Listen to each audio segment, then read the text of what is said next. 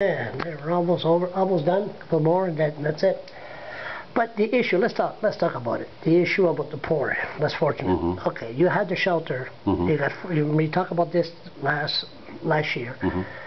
and you said you were gonna, investigate how come we got so many homeless people, and Mm-hmm. how come some new people coming here, and then you have the Two Nation Crossing bus that was canceled. I mean, do City Hall really care about the less fortunate in the city? Yeah, as a matter of fact, we do, and that service there will be an alternative to the bus service, which really didn't make a whole lot of sense at how much it was costing.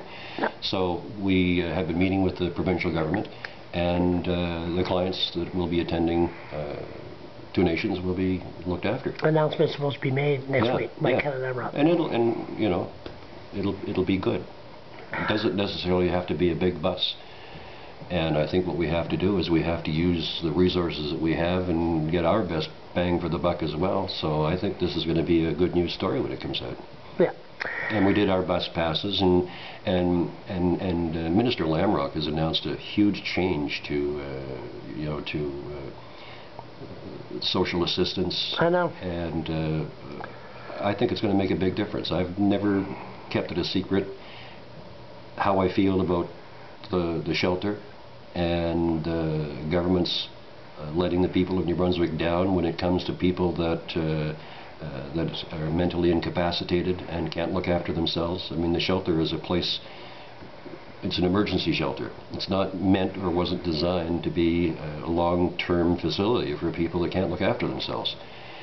So I'm pleased that the provincial government, who owns responsibility for this, is taking a bit of responsibility and making some changes that I think will serve the people of this community better.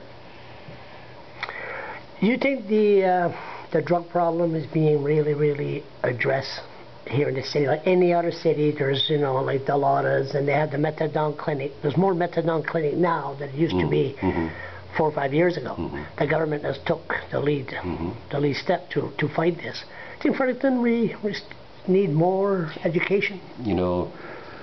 Education never hurts when it comes to those kinds of drugs. They're very destructive. They will take you down. And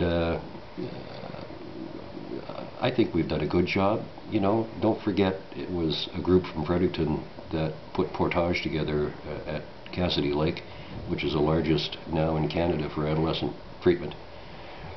The Lions did an incredible job, the National Access Lions, that I was involved with at the time, and in the drug awareness program, the Huggy program. You can't let your guard down.